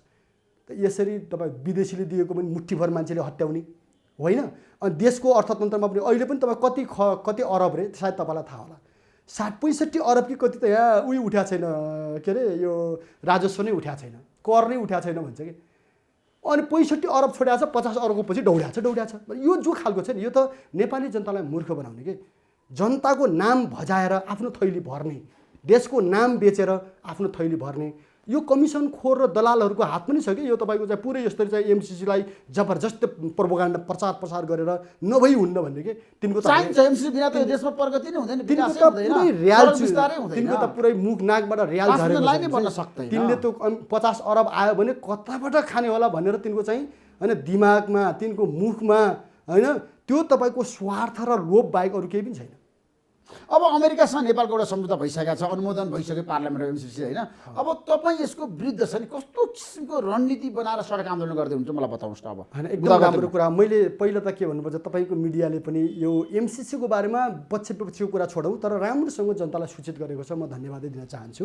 अहिले हाम्रो सोचाइ के छ भने हेर्नुहोस् सडकमा पनि जनता पुरै पोखिए देशभरि, यहाँ मात्र होइन काठमाडौँको बानेश्वर त रणमैदान जस्तै बन्यो, कयौँ रगत बगेको छ। साथीहरू मेरो हाम्रो पार्टीको एकजना युवा सङ्गठनको महासचिव आजसम्म पनि होस आएको छैन होइन। लडाइँ चलेको छ, हात भाँचिएका छन्, के अरे तपाईँको माओवादी केन्द्रकै युवाहरूको टाउको फुटेको छ होइन। कयौँ त्यस्तो अब माधवजीहरूकै समर्थक विद्यार्थीको टाउको फुटेको छ, यो भयो होइन। त यो संसदमा पनि बोल्नुभयो कि त्यही हाम्रो संसदमा पनि यसको विरुद्धमा सशक्त आवाज उठेको छ। हाम्रो सोचाइ के छ भने संसदले गल्ती गरे पनि यसलाई सच्याउने ठाउँ छ। कसरी सच्याउन सक्छ? त्यसलाई अमेरिकासँग सम्झौता भइसकेको छ, क्षेत्र पार्लियामेन्टले अनुमोदन गरिसकेको छ। होइन अब चाहिँ अब सरकार ब्याक नहुने, एमसिसीलाई सच्याउने क्षेत्राधिकार फेरिएको छ। अब संसदले सकेन, त्यसलाई जनताको शक्तिद्वारा त्यसलाई चाहिँ रोक्नुपर्छ, त्यसलाई सच्याउनुपर्छ र त्यसलाई खारेज गर्नुपर्छ या सच्याउनुपर्छ, त्यो हाम्रो ठाउँमा छ। यसको लागि हाम्रो भनाइ के छ भने जे जति साथीहरू सम्पूर्ण मोर्चाबाट सङ्घर्ष गर्नुभयो, चाहे तपाईँको संसदबाट लडेका साथी, चाहे एमाले भित्र होस्, चाहे माओवादी केन्द्रभित्र होस्, चाहे तपाईँको चाहिँ के अरे एकीकृत समाजवादीभित्र होस्, चाहे अरू छरिएर रहेका व्यक्तित्वहरू, बुद्धिजीवीहरू, पत्रकारहरू, व्यवसायहरू जति पनि हुनुहुन्छ, एउटा संयुक्त मोर्चा भन्नुहोस् न होइन। एमसिसी अथवा राष्ट्रिय स्वाधीनताको पक्षमा देशभक्तहरूको एमसिसीले ल्याउने देशघात राष्ट्रघात जो छ यसको विरुद्धमा सङ्घर्ष गर्ने सबै होइन शक्ति र व्यक्तित्वहरूको चाहिँ एउटा मोर्चा आवश्यक बन्छ भन्ने हाम्रो छ। तर हामीले त्यो पहल आग्रह पनि गरेका छौँ। त्यो मोर्चा कहिलेसम्म बन्छ र त्यो मोर्चामा रहन सक्ने नेताहरूको नाम बताउनुहोस्। अब भर्खरै पनि अब हाम्रो 6वटा पार्टीको त एउटा मोर्चा छँदैछ, तपाईँले बुझेर सहयोग पनि गर्नुभएको छ, छँदैछ।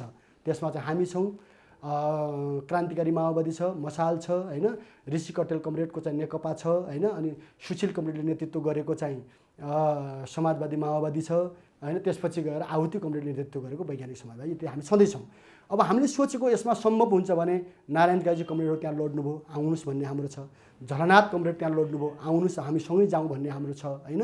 उतापट्टिबाट हेर्नु भीमरावल लड्नुभएको छ, रोहित कमरेडहरू मजाले लड्नुभएको छ होइन। कतिपयले त उपहास पनि गरे, त्यो लडाइँको अर्थ छ कि त्यो धेरै महत्त्वपूर्ण छ। त्यो सबै साथीहरू अनि त्यसपछि बुद्धिजीवीहरूले वक्तव्य निकाल्नु भएको छ यो नेपालको हितमा छैन भनेर होइन। कानुनविदहरूले बोल्नुभएको छ, पत्रकार साथीहरूले बोल्नुभएको छ। यो सबै शक्तिलाई एकताबद्ध गर्ने र नेपाली जनता जसले एमसिसी चाहिँ देशको हितमा छैन भन्ने मत जाहेर गरिरहेका छन् ती सहितको शक्तिलाई एकीकृत गरियो भने नेपालमा एमसिसीलाई फेरि सच्याउन सकिन्छ। त्यसो तपाईँको नेतृत्वमा बन्ने साझा मोर्चाले झलनाथ खनाललाई, नारायण काजी श्रेष्ठलाई, भीमरावलाई, देव गुरुङहरूलाई पनि ल्याउन सक्नुहुन्छ तपाईँ? हाम्रो चाहिँ एकदम प्रस्ताव छ। मेरै पोखरेल लगायत सबै नेताहरू तपाईँको मोर्चामा आउँछन्। हाम्रै पार्टीको नेतृत्व मेरै नभनौँ, अहिले हाम्रो सोचाइ के मात्रै छ भने जति पनि थापित एउटा प्रतिष्ठित व्यक्तित्वहरू, नेताहरू होइन, बुद्धिजीवीहरू हुनुहुन्छ अथवा हामी छौँ, हामी सबै एक ठाउँमा आउने एउटा होइन देशभक्त मोर्चा के राम्रो मोर्चा बनाउन सकिन्छ होइन। त्योमा सबै पत्रकार साथीहरूलाई पनि ल्याउँ, मिलेर जाउँ, एमसिसीबाट भएको भुल, संसदबाट भएको भुललाई सच्याउन सकिन्छ, जनताको मतलाई संरक्षण गर्न सकिन्छ। तपाईँलाई थाहा छ अरे नेत्रबहादुर चन्दजी, हाम्रो देशमा अमेरिकासँग न्यु खोज्ने नेताहरू लामो समय राजनीतिमा टिक्न सक्दैनन्, इतिहास साक्षी छ। अमेरिकासँग न्यु खोज्ने भनेको एकदम गाह्रो हुन्छ, राजनीति सङ्कटमा जान्छ क्या, उनीहरूको राजनीति भविष्य नै सकिन्छ। अब तपाईँ मलाई बताउनुहोस् अहिलेको अवस्थामा अमेरिकन गभर्मेन्टले एउटा सम्झौता गर्यो होइन, नेपाल सरकारसँग गर्यो, एमसिसी पारित भइसकेको अवस्थामा यसलाई कार्यान्वयन गर्न अब सरकारले चाहिँ कम्मर कसेर जाने भनेर पनि ल्याइसक्यो योजनाहरू। अब तपाईँ यसलाई बिथोल्न सक्नुहुन्छ, खारेज गर्न सक्नुहुन्छ? होइन, त्यो तागत र हैसियत छ तपाईँसँग? निश्चय नै। पहिलो कुरा अमेरिकाको विरुद्धमा गएर नेपालको राजनीति गर्न सकिँदैन भन्ने जो सोच छ बाहिर पनि, तपाईँले पनि त्यस्तो देखिन्छ भन्नुभयो, त्यो चाहिँ गलत कुरा हो। यो न्यु खोज्न जाने कुरा होइन नि, यो त हाम्रो राइटको कुरा हो नि, हाम्रो स्वतन्त्रता, हाम्रो अधिकारको कुरा होइन, हाम्रो हकको कुरा हो नि। हामी अमेरिकासँग न्यु खोज्न गएर लड्न खोजा होइन नि। अमेरिकाले मित्रवत सम्बन्ध गरोस्, ठिकै छ, त्यो त गर्ने कुरा भयो नि, एउटा कूटनैतिक सम्बन्ध हुन सक्ने कुराहरू भयो। तर हाम्रो अधिकारलाई छिनेर हाम्रो चाहिँ स्वाधीनतालाई छिनेर सार्वभौमिकतालाई छिनेर अनि तिम्रो राजनीति चलाइदिन्छु भनेर त त्यो राजनीति त गर्दै नगरे अमेरिकासँग टक्राव गर्न त गाह्रो छ नि। टक्राव होइन, हाम्रो अधिकारको पक्षमा द्वन्द्व गर्न त गाह्रो छ, झगडा गर्न त गाह्रो छ नि। होइन, टक्राव भनेको यदि अमेरिकाले सहयोगात्मक सम्बन्ध बनाउन चाहन्छ भने टक्राव गर्नु हुँदैन। तर अमेरिकाले हस्तक्षेपकारी र नियन्त्रणकारी अतिक्रमणकारी कदमहरू अगाडि सार्छ भने टक्राव होइन विद्रोह हुन्छ। अमेरिकासँग जोरी खेल्नु भनेको नेपालको राजनीति नेताहरूको लागि ठुलो किसिमको छ नि, आत्मघाती हुन्छ भनेर धेरैले भनेका हो। जसले तपाईँको चाहिँ आफ्ना पन्तप्राण भन्छन् हाम्रो गाउँघरतिर है, जसले आफ्नो श्वास प्रश्वास नै अरूको हातबाट चलेको महसुस गर्छन् तिनको हकमा सही होला त्यो होइन। अरूकै दया मायामा चल्ने राजनीति सोद्धाखेरि त्यो होला, हामीलाई त्यो छैन। हामी यो सबै देखेर होइन, हामीले पञ्चायत पनि देख्यौँ, हामीले बहुदल पनि देख्यौँ, कङ्ग्रेस एमाले सबैको अभ्यास देखेर योभन्दा अर्को नयाँ ट्र्याकबाट नेपालको उन्नति र समृद्धिलाई समात्नुपर्छ, पकड्नुपर्छ, ल्याउनुपर्छ भन्ने सोच राखेर हामी लडेको। त्यसकारण हामी त्योमा सफल पनि हो, हामीलाई विश्वास छ। हामीले कुनैसँग न्यु खोजेर होइन, तर आफ्नो जनता र आफ्नो देशको लागि चाहिँ होइन अन्तिमसम्म लड्नुपर्छ। त्यसो भए अब तपाईँहरू सडक आन्दोलनबाट एमसिसी खारेज गराउने हो अभियानमा हुनुहुन्छ। हो, जनताको क्षेत्रबाट जनताको अधिकार क्षेत्रबाट हस्तक्षेप गर्नुपर्छ, रोक्नुपर्छ। अनि हतियारको आन्दोलन चाहिँ सदाको लागि अन्त्य गर्नुभयो होइन तपाईँले? अब मैले पहिला पनि तपाईँलाई ठ्याक्कै भनिदिनुहोस्, जनता जान्न चाहन्छन्। मैले पहिला पनि तपाईँलाई भनेको थिएँ हतियार भनेको कुरा आज हतियार बिनाको विश्व कल्पनै नगर्नुहोस्। सबैसँग हतियार चाहिन्छ। हतियार बिना जो मान्छेले तपाईँको चाहिँ बाँच्छु भन्ने सोध्छ नि त्यो कल्पनै नगर्नुहोस्। हरेक पत्रकारसँग पनि हतियार हुनुपर्छ होइन। हतियार बिनाको जीवन आजको दुनियाँमा सम्भव छैन। तर कस्तो हतियार भन्ने कुरा हो कि हतियार भनेको हामीले के भनेका छौँ भने होइन भौतिक हतियार, स्थूल हतियार होइन, फलामको हतियारको कुरा होइन। यो तपाईँको एउटा दृष्टिकोण पनि हतियार हो कि होइन। उत्पीडनसँग, उत्पीडकहरूसँग, अतिक्रमणकारीहरूसँग, हस्तक्षेपकारीहरूसँग लड्न तयार हुनु भनेको नै एउटा वैचारिक हतियार हो। जनतालाई त्योबाट प्रशिक्षित गर्नु, आफ्नो अधिकारको लागि लड। मैले त्यो हेरेको थिएँ, एउटा स्पार्टाकस भन्ने फिल्म हेरेको थिएँ कि होइन, दासहरूको विद्रोह हेरेको थिएँ मैले। कसरी तपाईँको जन्जिरमा बाँधिएका दासहरूले फलामको जन्जिरहरू तोडेर तपाईँको चाहिँ मालिकहरूलाई लखेटेर तपाईँको डाँडो कटाउँछन्। मतलब के हो त भन्दाखेरि उत्पीडन हुँदाखेरि होइन त्यसको निम्ति लड्न तयार नहुने होइन, त्यो एउटा दिमागलाई सशस्त्र बनाउन नसक्ने मान्छेले यो दुनियाँमा जीवन खोज्नु हुँदैन।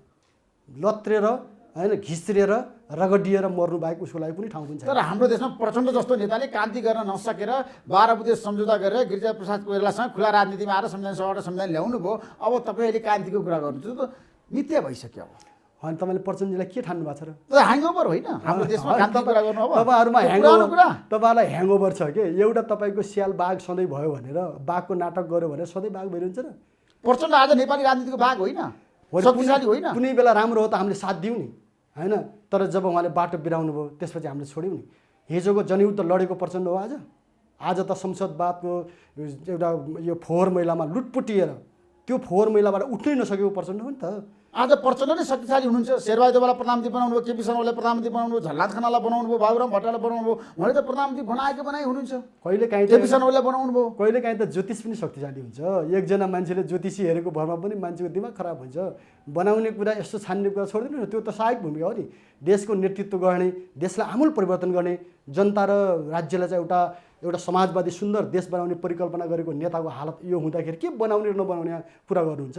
म त के दया उहाँकै जीवनमा मलाई लाग्छ धेरै ठुलो तपाईँ उहाँलाई चाहिँ तनाव पनि होला कि। व्यक्तिगत रूपमा हामीलाई केही छैन नि, मान्छे त तपाईँको एउटा प्रचण्डको त राम्रो सम्बन्ध हो, अहिले पनि छ। भेट हुँदाखेरि यस्तै कुरा हुन्छ, कुरा त राम्रै छलफल हुन्छ नि। तर मैले उहाँलाई भने तपाईँले भयङ्कर त्रुटि गर्नुभएको छ। अस्ति पनि भेट्दाखेरि एकतै गरौँ भन्नुहुन्थ्यो, तपाईँले पनि भन्नुभयो अब एकता कुरा गर्नु। मैले भने अहिले एकताको सन्दर्भै छैन। अहिले 3 बुँदे लागू गरेर हाम्रो साथीलाई जेलबाट छोड्नु किन छोडिराख्नु भएको छैन? शेरबहादुरलाई पनि हामीले भनेको अझ हिजोबाट त सशङ्कित भएर हाम्रो युवाहरूलाई समातेर आज पनि छोड्नु भएको छैन कि। अझ त कुकर राखेर कुकर बम तिमीहरूको बमको कुरै छैन त्यसै भिडाउने भनेपछि नेपाल सरकारले सायद के सोचिसक्यो कि भन्ने पनि लाग्छ कि होइन त्यस्तो नगरौँ भन्ने लाग्छ। धम्की त्रासबाट तपाईँ 3 बुँदे सम्झौता गरेर केपी शर्मा ओलीसँग आउनुभयो खुला राजनीतिमा, तर गाह्रो भयो नि तपाईँलाई। अब किन गाह्रो? कुरा त कसैले सुनेको छैन, प्रधानमन्त्री शेरबहादुर देउवाले सुन्नु भएको छैन। नसुनेको भए किन तपाईँको चाहिँ हाम्रो साथीहरूलाई नछोडेको त जेलबाट? किन मुद्दा खारेज नगरेको? किन तपाईँको सम्झौता गरेको? किन दिनदिनै तपाईँले पनि चर्चा गरेको?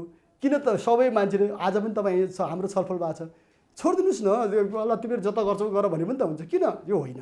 मलाई लाग्छ हाम्रो कुरा पनि होइन के। नेपाली जनताहरू शान्त छैनन्, नेपाली जनताहरू सन्तुष्ट छैनन्, नेपाली जनताहरू आजको जीवन र आजको यो प्रणाली राज्यबाट चाहिँ खुसी छैनन् नि। त्यो त उथल पुथल छ नि, त्यसको केन्द्रमा हामी पनि छौँ।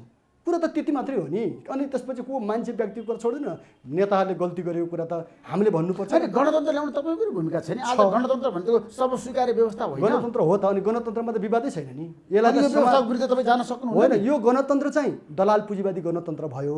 हामीले भनेको समाजवादी गणतन्त्र त्यो बनाउनु त असम्भव छ। किन असम्भव? कसले ल्याउने समाजवादी गणतन्त्र? जनताको मत त समाजवादी गणतन्त्र हो नि।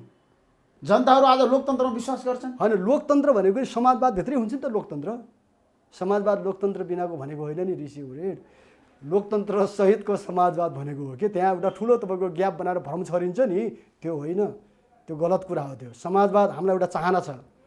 समाजवाद ल्याएर नेपाली जनता यो धरतीमा आफ्नै खुट्टामा उभिएर जसरी आज तपाईँले विभिन्न देशको उदाहरण दिनुहुन्छ नि, त्योभन्दा पनि माथि पुगेर हामी नेपाली हो भन्ने एउटा गर्व गर्ने नागरिक बनाउने हाम्रो। तपाईँ प्रचण्डको पार्टीमा गएर महामन्त्री बन्ने हल्ला थियो नि, त्यो कति सम्भव छ? हो, उहाँहरूले भन्नुभयो त्यो तपाईँलाई प्रस्ताव हो प्रचण्डको? असम्भव कुरा हो। माओवादी केन्द्रको महासचिव बन्ने तयारी हो? आधिकारिक ढङ्गले होइन, तर उहाँहरू सबैले मतलब म के देख्छु भने माओवादी केन्द्रमा धेरै ठुलो पङ्क्ति हाम्रा युवा साथीहरू, हामीसँगको सहकर्मीहरू, यो सद्भाव उहाँहरूको छ। मिलौँ गरौँ दाइ, हामी साथ दिन्छौँ भन्ने छ होइन। क्रान्ति नै गरौँ ठिक छ भन्ने छ, तर मिलेर गरौँ भन्ने छ। तर हाम्रो भनाइ के हो भने लिडरसिपले आज जस्तो चाल चालिरहेको छ, जसरी तपाईँको राजनीति अगाडि बढाइरहेको छ, त्यो राजनीतिमा हाम्रो सहभागिता हुने भइदिएको भए, हामी सहमत हुने भइदिएको भए हामी त्यहाँबाट अलगै हुने थिएनौँ नि। योभन्दा त त्यही बेला अझ क्रान्ति गरेर राम्रो थियो नि त। माओवादी त खस्किँदै खस्किँदै खस्किँदै कहाँ पुग्यो अहिले? त्यसो प्रचण्डसँग तपाईँको अब सहकारी हुँदैन नेपाली राजनीति? होइन, हामीले भनेको थियो। अस्ति मैले एउटा आर्टिकल पनि लेखेँ, यदि एमसिसीको विरुद्धमा माओवादी केन्द्रका नेताहरू खास गरी प्रचण्ड कमरेड उभिदिएको भए हामी फेरि पनि एउटा तपाईँहरू प्रचण्डको नेतृत्वमा आन्दोलन जान तयार हुनुहुन्छ? एकदम आन्दोलन सँगसँगै गर्ने, नेतृत्व त सँगसँगै सहकार्य गर्ने हाम्रो चाहना। तर मैले आर्टिकल पनि लेखेँ, तपाईँहरू त्यहाँबाट लड्नु भएको छ, ठिक छ, हामी यहाँबाट लड्छौँ। र यो भनेको फेरि लडाइँमा रमाउने भने होइन, यसलाई करेक्सन गरौँ। अब लड्ने कुरा नगर्नुहोस् क्या, अब त विकास गर्ने कुरा गर्नुहोस्। होइन, नलडेर विकास, जनतालाई खुसी दिनुहोस्, नलडेर यिनलाई नपछारेर खास गरी समितिको यात्रामा जानुहोस् क्या। तपाईँको आज जुन यो ऊर्जावान छ नि, विचार शक्ति छ नि, यो देश बनाउनतिर खर्च गर्नुहोस् क्या। मैले बनाइ पनि राखेको छु। मैले पार्टी अब झगडाको कुरा नगर्नुहोस्, लडाइँको कुरा, द्वन्द्वको कुरा, विवादको कुरा छोडिदिनु सदाको लागि। तपाईँ र मेरो कहाँ झगडा छ त? हाम्रा मित्रहरूसँग कहाँ झगडा छ? झगडा त देश बेच्नेहरूसँग त झगडा नगरेर चुपचाप होइन त। तपाईँ एउटा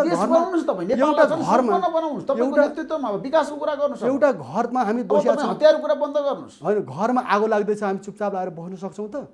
त्यसको विरोध नगर्ने, कसैले हामीले कमाएको प्रपर्टी सम्पत्तिमा अतिक्रमण गर्दैछ भने हामी चाहिँ चुप लाग्ने? अब तपाईँको विचार त देश बनाउनको लागि प्रयोग गर्नुहोस् न। बनाइ त राखेको छ, यो पनि बनाएको हो कि। तपाईँले कस्तो बुझ्नुहुन्न भन्दाखेरि अब अमेरिकाको विरोध गरेर तपाईँ देश बनाउन सक्नुहुन्छ? हो त, यो बनाएको हो नि त। यही त समस्या छ। यो तपाईँको मैले बुझाउनु खोजेको कुरा के हो भने एमसिसीले राष्ट्रघात हुन्छ, धोका हुन्छ, देशमा विकास हुन्छ, आर्थिक क्रान्ति सम्पन्न नेपाल बन्छ। होइन, सुन्नु, त्यो भनेर विरोध गर्नु आज सबै तपाईँको मनमा पनि छ त्यो होइन। यो सबै जो कुरा छ, यो कुरा त देश बनाउनु हो नि त। कसैले हाम्रो देशलाई चाहिँ च्याचुत पार्दैछ होइन, कब्जा गर्दैछ होइन, त्यसलाई तपाईँको अपहरण गर्दैछ भने त्यसको विरुद्ध लड्नु भनेको देश बनाउनु कब्जा गर्न सक्छ भने होइन, किन सक्दैन? संसार कति गरेको छ? चीन र भारतको बिचमा छौँ, के गर्ने भएर भारत अहिले बिचरा बोल्नै सक्दैन। एमसिसीको बारेमा त रियलमा भन्यो भने त एमसिसी कस्तो देख्छु मैले भन्दाखेरि नेपालै भइयो। नेपालमा आउने र नेपालमा त बजार त खास छैन। फेरि यो संसारको लडाइँ भनेको पैसा कमाउने, बजार, हतियार, यही हो कि। तपाईँले जति हतियार कुरा गर्नुहुन्छ नि, आजको संसारमा तिनवटा कुरा, राजनीति, व्यापार र हतियार। यो छैन भने कामै छैन कि। हाम्रो त छोडिदिनुहोस्, अमेरिका र रसियाको आजको टक्राव हेर्नुहोस् त। बिचरा त युक्रेनी जनता हजार मारिराखेको छ कि। लडाइँ हो अमेरिका र रसियाको, मरेको छ युक्रेनी जनता बिचरा। भोलि हामीले बुद्धि पुर्याएनौँ भने वास्तवमा यो एमसिसी पछाडि किन चीन बोल्यो, किन भारत नबोल्नुको पनि त बोलेकै जस्तो त हो। मुख पो फोरेन त, खुसी त छैन नि। तपाईँलाई चीनको समर्थन छ अरे, व्यापक रूपमा चीनले एमसिसीको विरुद्धमा तपाईँलाई चाहिँ खटाएको छ अरे, जिम्मेवारी दिएको छ अरे। मेरो अमेरिका विरुद्ध लड्न त मलाई प्रयोग गरिरहेको छ अरे चीनले। अब म अनौठो लाग्छ कि यहाँ म गाउँमा बसेर हलो जोतेर कोदालो खनेर उत्पादन गरिरहेको छु, चामल फलाइरहेको छु, धान फलाइरहेको छु, पार्टी खोलिरहेको छु, गाउँमा जनतासँग बसिरहेको छु। अनि त्यसपछि चीन भनेको छ। मान्छे त फोबिया जस्तो भयो नि त। यो होइन के त्यो? पहिला चीनले भनेको होइन, पहिला पारित गराउनु हुँदैन, तपाईँले नेतृत्व गर्नुपर्छ आन्दोलन। किन भन्ने चीनले किन भने मैले भनेको छु यो मामिला नेपाल र अमेरिकाको थियो। जब नेपालकै नेताहरूले नि बुद्धि नपुर्याएर ताने नि, अनि चीन पनि भाग लियो, इन्डिया पनि भाग लिएको छ। इन्डियालाई पनि वास्तवमा बोल्दै बोलेन। अस्ति के अरे ऊर्जा मन्त्री के अरे सचिव आउनुभयो यही बेलामा कि आएर आफूले के ल व्यापार गर्नुपर्छ, राम्रो गर्नुपर्छ, नेपाल राम्रो बनाउनुपर्छ भने एमसिसीको बारेमा तपाईँसँग सधैँ कुरा गर्थे इन्डियाबाट आएका प्रशासकहरूले अथवा चाहिँ तपाईँ मन्त्रीहरूले। योबाट तपाईँसँग कुरै नगरेर गइजानुभयो भने यो त के देख्छु मैले भन्दा साङ्केतिक अर्थमा त एमसिसीको भारतको विरोधै त हो। त्यस कारण यो किन गरेका छन् भने दक्षिण एसियालाई पनि यसले प्रभाव पार्नेवाला छ, एसियालाई पनि प्रभाव पार्नेवाला छ। अहिलेको ग्लोबल पोलिटिक्समा एमसिसीको होइन एउटा विश्वव्यापी यसको चाहिँ के अरे सम्बन्ध छ र त्यसले दीर्घकालसम्म प्रभाव पार्नेवाला छ। त्यही भएर चिन बोलेको, त्यही भएर भारत। चीनले तपाईँलाई मलजल गरेको होइन, लगानी गरेको छैन। चिनको कुरै नगर्नु, नेपाल कम्युनिस्ट पार्टीलाई हामी आफ्नो कुरा लिएर यत्रो सङ्घर्ष गरिरहेका छौँ, चिनको कुरै नगर्नुहोस् न मसँग। तपाईँ त चीनसँग निकट भएको नेता हो, कसरी निकट? म चाहिँ त प्रतिबन्ध झेलेर भर्खर आउँदैछु यहाँ होइन, के को तपाईँको चाहिँ चिनको कुरा गर्नुहुन्छ? तर अहिले जो आन्दोलन हुन्छ नि चीनको आशीर्वाद छ अरे, चाहिँदैन के। मैले भने आशीर्वादको राजनीति गर्ने बित्तिकै त नेपाल कहिले पनि माथि उठ्दैन, यो कुरा एकदम क्लियर हो। माओ सेतुङले भन्नुहुन्थ्यो नि, स्टालिनले एकचोटि मान्नु भएन के, स्टालिनले माओलाई मान्नु भएन, माओलाई नलड भन्न थाल्नुभयो कि स्टालिनले। माओले भन्नुभयो तपाईँले राम्रो भन्दाखेरि पो मान्छु, नत्र म मान्छु। चिनमा लड्दैछु नि म के रुसमा लड्दैछु, चिनिया जनताको हितको लागि म तपाईँसँग कम्प्रोमाइज गर्छु, अन्तिमसम्म लड्नुभयो।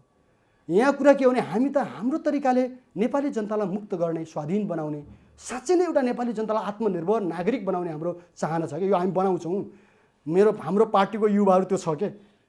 हाम्रो पार्टीलाई मैले भने हेर दुई छाक भोकै बसेर आफैले हातमा फोका उठाएर खाऊ, कसैको ढोकामा गएर पसारेर दयाको भिख नमाग। हामी युवाहरू हौँ त, दुई छाक खानको लागि कसैसँग भिख माग्नुपर्छ? हामीले नयाँ सभ्यताको नयाँ संस्कारको विकास गर्नुपर्छ। त्यसैले हामीले भनेका छौँ हरेक नेता उत्पादनमा भाग लिनुहोस् होइन, हरेक कार्यकर्ताहरू उत्पादनमा भाग लिनुहोस् होइन, सानातिना व्यापार बिजनेस र उद्योगहरू। तर नेपाल सरकारले सर्कुलर गरेको छ, यो पार्टीले गर्ने आर्थिक क्रियाकलापलाई बन्द गर्नु भनेर सर्कुलर गरेको छ यो सरकार, मलाई थाहा छ त्यो कुरा होइन। त्यसपछि यो सरकारले हामीले गर्न खोजेका कामलाई रोकिरहेको छ। त मतलब के त्यो गर्ने ठाउँ पनि दिँदैन कि। अनि नलडेर के गर्नुहुन्छ? गर्छु भने गाउँमा म सोध्छु जो रियल किसान हो त्यसले चाहिँ तपाईँ अनुदानै पाउँदैन। अस्ति मेरै गाउँमा एउटा इन्ट्रेस्टिङ घटना घट्यो के हेर्नुहोस्, यो कस्तो रहेछ भने अनुदान आउँछ नि बाख्रामा, कुखुरामा, के माछामा, कस्तो कर्मचारी यिनीहरू को मिले हानि त्यो थाहा होइन, तर बाख्राको खोर पनि नक्कली, बाख्रा पनि अर्काका जम्मा लिएर देखाएछन् कि त्यहाँ खोरमा हालेका रहेछन्। रमाइलो कहानी छ कि एउटा खोरमा जम्मा पारेर अनुगमन गर्ने मान्छेलाई देखाउने भनेको, अनि देखा भनेछ कर्मचारीले, अनि ढोका खोलेको त बाख्रा त भटाभट निस्केर घर हिँडेछन् कि। रमाइलो गाउँका जनताले हाँसेर उडाएर उपहास गरेर। सरकार यस्तो छ कि मैले केपीजीलाई भनेको थिएँ कि तपाईँको अनुदान जनतामा पुगेको छ, तपाईँको अनुदान त जुवाडेको खालमा पुगेको छ भने मैले भन्नुहोस् न हो भन्नुभयो उहाँले। मलाई लाग्छ शेरबहादुर जिल्ला पनि त्यो पीडितै बुढो होला जस्तो लाग्छ मलाई। यी अनुदानमा यस्तो छ कि रियल स्थिति होइन। मोल कस्तो छ भन्दा नक्कली मोल बाँड्छ क्या तल, खेतमा हाल्यो भने जल्छ उल्टो। भन्नुहोस् न। अब एमसिसी पार्टी गराउने हिरो भनेको शेरबहादुर देउवा हाम्रो देशको पछिल्लो समय राजनीति हो, त्यो त मैले मान्छु। शेरबहादुर देउवाले जे बोल्नुभयो त्यो पुरा गर्नुभयो हो, एकदम कम बोल्ने तर आफ्नो काम गरिछाने मान्छे रहेछन् शेरबहादुर भने म सफल देख्छु कि। अहिलेको सफल व्यक्ति नेपाली राजनीतिमा शेरबहादुर देउवा मात्रै हो। म त्यो चाहिँ एकदम त्यो चाहिँ कम्तीमा यो पोलिटिक्समा यो अहिले संसदीय व्यवस्थामा उहाँ चाहिँ एउटा राम्रो होइन बुझेको संसदवादीहरूलाई कसरी चलाउनुपर्छ, टुपीबाट कसरी घुमाउनुपर्छ भनेर राम्रो ज्ञान भएको मान्छे रहेछ। रामचन्द्रजीले पनि भन्नुहुन्थ्यो कि अब एउटा तपाईँसँगै हुँदाखेरि छेत्रीको मामलो जे गर्यो त्यही राम्रो भनेर हाँसो पनि गर्नुहुन्थ्यो होइन। मैले सुने पनि थिएँ। के गरे त उसको भाग्यमा चाहिँ त्यही लेखा रहेछ, खायो भन्दै खायो भन्दै हुनुहुन्थ्यो उहाँ रामचन्द्रजीको भाषा नि, उसको भाग्यमा लेखा रहेछ खायो भने हाँस्ने कुरा, त्यो भाग्यको कुरा त हो। अहिलेको देशको कुशल राजनीतिज्ञ भनेको शेरबहादुर देउवा, प्रचण्ड, माधव नेपाल, केपी शर्मा ओलीमा को हो तपाईँको विचारमा? होइन आजको दिनमा चारजना खेलाडी यो व्यवस्थामा, यो व्यवस्थालाई घुमाउनेमा, व्यवस्थाभित्रलाई आफ्नो अनुकूल चलाउनेमा, त्यसबाट लाभ लिनेमा होइन, त्यसभित्रबाट आफ्ना कामहरू पुरा गर्नेमा शेरबहादुरजी। हाम्रो देशमा अब राज संस्था फर्केर आउन सक्छ तपाईँले परिकल्पना गर्नुभएको छ? त्यो सम्भव छैन। ज्ञानेन्द्र साफे राजा बन्ने सम्भावना कति छ नेपाली राजनीति? त्यो सम्भव छैन। राजेन्द्र निगदेलले त भन्नुभएको छ म बनाउँछु जसरी पनि। होइन राजेन्द्र निगदेलले त बनाउनु भएको छ नि त, उहाँले मात्रै बनाएर हुँदैन, जनताले बनाउनु पर्छ, त्यो चाहिँ सम्भव छैन। हिन्दू राष्ट्र नेपाल बन्न सक्दैन, हिन्दू राष्ट्र पनि अहिले सम्भव छैन। त्यसो परिवर्तन आजको दिनमा आवश्यक छ र परिवर्तनको विकल्पमा कोही पनि छैन। गणतन्त्रको विकल्प अब नेपालमा एउटा मैले देखाएँ अहिले एउटा बहस छ, जस्तो केही साथीहरू एमसिसी पास गर्ने साथीले के तर्क गरे भने संविधान खतरामा थियो अनि व्यवस्था खतरामा थियो भनेर पर्सनली भन्नुभएको छ। उहाँले ध्रुवीकरण कता गर्नु खोज्नु भएको छ भने संसदवादी संविधानवादी र नमान्ने भनेर बनाउनु खोज्नु भएको छ। त्यो चाहिँ गलत कुरा हो। नेपालको राजनीतिक ध्रुवीकरण कहाँ हुनुपर्छ भन्दाखेरि देश बचाउने, देशको रक्षा गर्ने, स्वाधीनतालाई माया गर्ने, सार्वभौमिकतालाई माया गर्ने र विदेशीहरूले हस्तक्षेप गर्ने, उनको दलाली गर्ने, यो प्रवृत्तिको बिचमा ध्रुवीकरण आवश्यक छ। यो ध्रुवीकरणको बिचमा देशभक्त शक्तिहरू पनि आउन सक्छन् हैन। नेपाल आर्मीको कुरा पनि आउँछ, नेपाल प्रहरीको कुरा पनि आउँछ। मैले त त्यो खुलेआम भने त्यसो नेपाली सेनाले कु गर्न सक्छ यो व्यवस्था होइन, हामीलाई साथ दिनुपर्छ। एउटा समयमा हाम्रो भनाइ के हो भने अब सेनाले शासन गर्नुपर्छ भन्ने पक्षमा होइन, सेनाको कुरा होइन। म के देख्छु भने जसले यो देशको रक्षा, उन्नति, समृद्धि ल्याउन सक्छ त्यो प्रवृत्तिलाई साथ दिनुपर्छ। त्यसलाई दमन गर्नु हुँदैन के, त्यसलाई तपाईँको चाहिँ रोक्ने, दमन गर्ने त्यतातिर जानु हुँदैन। त्यसो अब तपाईँको रणनीति के छ जाँदै भन्नु जनतालाई? होइन, अहिले तपाईँको अघि तत्कालको योजना, कार्यक्रम, नीति, होइन, म तीनटा कुरा संकल्प, मेरो तीनटा कुरा मात्रै भन्छु। पहिलो कुरा, अहिले तत्कालिक ढङ्गले हामीले 20 गते एउटा विशाल चाहिँ जनसभा, विरोध सभा एमसीसी पारितको विरुद्धमा गर्दैछौँ खुल्ला मञ्चमा र क्रमशः हामी देशभरि एउटा जागरण अभियान चलाउँदैछौँ। भन्नुहोस् न, एमसीसी चाहिँ राष्ट्रघातमा छ, नेताहरूले संसदहरूले गल्ती गरे पनि जनताले चेक गर्नुहोस् भन्ने एउटा अभियान हामी चलाउँछौँ। पहिलो यो छ र योमा सबै मिल्ने जति साथीहरूलाई सँगै जाम भन्ने हाम्रो प्रस्ताव छ। एक दोस्रो कुरा हाम्रो के छ भन्दाखेरि नेपालमा जो खालको एउटा सङ्कट पैदा भइरहेछ यो व्यवस्थाको कारणले हो र संसदीय व्यवस्था सफल छैन। त्यसकारण समाजवादको पक्षमा चाहिँ अगाडि बढौँ भन्ने हाम्रो दोस्रो छ। हेर्नुहोस् है, तेस्रो कुरा, नेपालका सबै शक्तिहरूले देशको रूपान्तरण, उन्नति, स्वाधीनता र जनताको चाहिँ एउटा समृद्धिको लागि चाहिँ सहकार्य गर्ने वातावरण बनाऊ। प्रचण्डजीहरूले पनि गल्ती सुधार्नुहोस्, माधवजीहरूले पनि गल्ती सुधार्नुहोस्, शेरबहादुरजीहरूले पनि देशको बारेमा गम्भीर ढङ्गले सोच्नुहोस् हैन। सबै मिलेर देश बनाउनेतिर यो सबै खारेजी गर्दै हैन एउटा रूपान्तरण गर्नेतिर जाउँ हाम्रो कामना। तर उहाँले गर्नु होला, गर्नु उहाँको कुरा भयो। हामी चाहिँ हाम्रो देशलाई चाहिँ गुम्न दिँदैनौँ। म सम्झिन्छु, हेर्नुहोस्, पृथ्वीनारायण शाहले तपाईँको चाहिँ के अरे पौवागढीमा, सिन्धुलीगढीमा जस्तो लडाइँ लड्नु पर्यो हैन। त्यसपछि गएर तपाईँको पछिल्लो समयमा अमरसिंह थापाहरूले हैन, यो बलभद्र कौरहरूले नालापानी र तपाईँको चाहिँ अमरगढीहरूमा जसरी लड्नु पर्यो हैन। अहिले तपाईँको अफगानी जनताले जस्तो लडे, भियतनामी जनताले जस्तो लडे, त्यस्तो लडाइँ, स्वतन्त्रताको लडाइँ लड्नु पर्यो भने हामी तयार हुनुपर्छ। तर हाम्रो देशको स्वाधीनतालाई, हाम्रो देशको सार्वभौमिकतालाई हामीले कदापि चुक्न र झुक्न दिनु हुँदैन। तर प्रचण्ड पहिला एमसीसीको विरोधमा हुनुहुन्थ्यो, अहिले त स्पष्टीकरण दिइरहनु भएको छ नि। अहिले त एमसीसीको होइन, मैले सुनेर उहाँको त्यो धेरै नै बिचरा धेरै गाह्रो देख्छु कि म चाहिँ हैन। यस्तो प्रेसरमा म देख्छु, ठुलो प्रेसरमा उहाँलाई थाहा छ नि यो एमसीसी तपाईँको राष्ट्रहितमा छैन, धोका हो भन्ने कुरा। मैले उहाँको सिग्नेचर गर्दाखेरि पनि थरथर कामदै गर्नुभयो होला जस्तो लाग्छ कि। प्रचण्ड कस्तो मान्छे हो ठ्याक्कै भन्नु त यसबारेमा बस हेर्नुहोस्, एउटा युवा अवस्थामा जल्दो बल्दो मान्छे हो, लिडरसिपको तहमा पनि खुल्ला सरल मान्छे नै हो, बहस पनि गर्ने क्षमता पनि भएको मान्छे हो हैन। र जनयुद्ध पनि उहाँको एउटा पहलले भएको हो, यो कुरा एकदम क्लियर कुरा हो हैन त्यति बेलासम्मको। तर पछिल्लो समयमा उहाँभित्र एउटा अर्को मान्छेसँग सँगै दुईवटा हुन्छ। माओसेतुले भन्नुहुन्थ्यो मान्छेभित्र बाँदर प्रवृत्ति पनि हुन्छ, बाघ प्रवृत्ति पनि हुन्छ। कहिलेकाहीँ बाँदर प्रवृत्तिले जित्यो भने त्यो चाहिँ बाँदरमा बदलिन्छ भने जस्तो हो। उहाँभित्र एउटा अलिकति आत्मसमर्पणवादी प्रवृत्ति पनि रहेछ, सम्झौता प्रस्त प्रवृत्ति के, आफ्नो जनता क्रान्तिलाई घात गर्न पनि तयार हुने जस्तो, जनतालाई पनि छोडिदिने जस्तो, कार्यकर्तालाई छोडिदिने जस्तो, जनमुक्ति सेनालाई छोडिदिने जस्तो होइन, देशलाई नै छोडिदिने जस्तो जो खालको रहेछ नि त्यो चाहिँ अहिले होइन, हिजोको प्रचण्ड अहिले त्योमा बदलिएको देख्छु कि म चाहिँ। त्यस कारण अहिलेको समयमा चाहिँ म उहाँलाई के देख्दैछु भन्दाखेरि एउटा ठुलो विचलनतिर गइराखेको, भाँचिराखेको नेताको रूपमा म उहाँलाई हेर्छु। थ्याङ्क यू सो मच नेतृत्व चन्दजी, महत्त्वपूर्ण समय दिनुभयो। तपाईँलाई म धेरै धेरै धन्यवाद दिन चाहन्छु। नमस्कार। धन्यवाद, धेरै धेरै धन्यवाद। नमस्कार। खुसी लाग्यो, हात मिलाउँ।